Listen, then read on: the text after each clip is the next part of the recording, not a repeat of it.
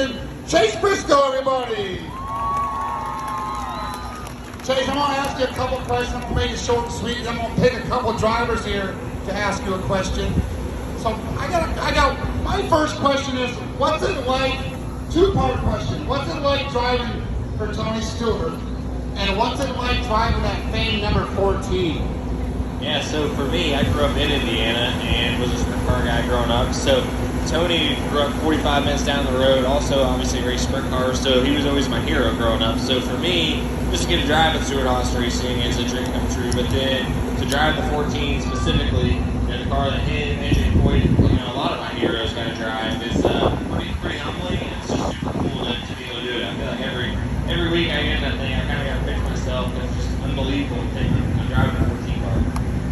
Yeah, so one final question for me. As you look here, all of these drivers, they want to be like you. So what advice can you give them as they move up the ranks throughout their careers, they get a little older and work their way up? Yeah, so I always tell everybody the same thing, this question. It's treat everybody how you want to be treated, and treat them with respect. Even as you guys grow up and start running sprint cars or midgets or late models or whatever you're going to run, you might get hired by a team, you might get fired by a team.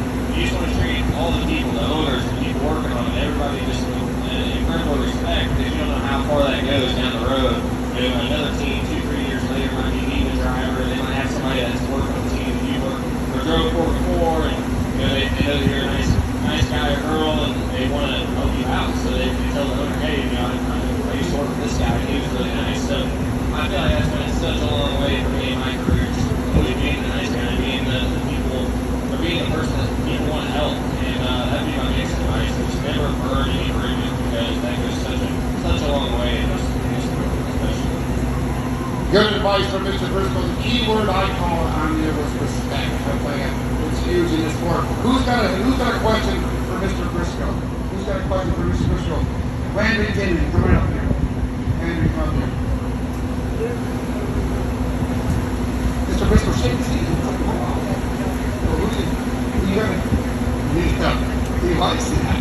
So what's your question for Mr. Briscoe? How do you rate Corvettes when you're young?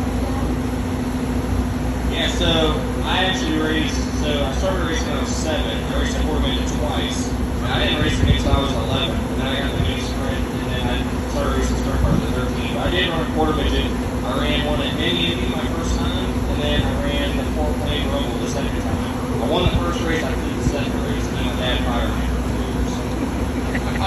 Never good when you get fired from your dad. How about this driver right here with the Nike? This is Mr. Hale from California. Mr. Hale, what's your question for Mr. Briscoe? Have you ever been to Tony Stewart's garage? Oh, wants to know if you've been to Tony Stewart's personal garage. Yeah, so I've been to Tony's house and his garage. So in his house, in the basement, he's got a whole helmet collection. Almost 300, 400 helmets. He's got every NASCAR champion practically. He's got Lewis Hamilton. He's got Schumacher. I think he's got 12 to 15 500 winner helmets. And then in his garage, he's got sprint cars. He's got the car he's looking here on the back straightaway.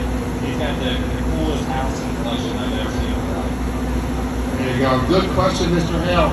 So I got a surprise here for Mr. Briscoe. This is a commemorative left rear wheel from a quarter midget that's been engraved in there. It's got your name in there. Quarter midget national tour. This is a soda cup. Are you old enough to drink beer? I don't know if you're old enough yet. He doesn't drink, but this is a soda cup. So Mr. Briscoe, thank you very much for joining us here. If we can get you over here. Who had another question? The Under Armour, come on over here. Come on here. One more. He wants to do one more question. Okay, what's your name first? I don't know your name, I'm sorry. Camden. What's your favorite NASCAR driver? Good question. What's your favorite NASCAR track? So I have 2 favorites. The first one's Homestead, Miami, because it's a lot like a dirt track. You can run literally a quarter of an inch off the fence, you can run around the bottom, you can run the middle, you can kind of just run wherever. And then we don't go to the other one anymore, but Iowa Speedway. It's kind of the same thing. Move all around the racetrack. It's really rough. It's a lot of fun to race. There's high jobs. You can't really do that in a lot of different tracks. know he's a dirt racer when he's talking about throwing slide jobs. I got one more question. A lot of these drivers race both dirt and pavement. What is your favorite? It just depends on where you're running at. You know, there's some dirt tracks I don't like going to. There's some pavement tracks I don't like going to. But there's some dirt tracks I love, some pavement tracks I love. So I think it just depends on the racetrack and what car you're driving. Obviously, if you're fast, you're enjoying it. So I don't know. I like doing it all. You know, like last week I ran 5 races in 1 week. You know, 2 of them, 3 of them were on pavement, 2 of them were on dirt. So I like it all. There you go. So we get a picture of Chase and I want to get over here. So we get a picture with all these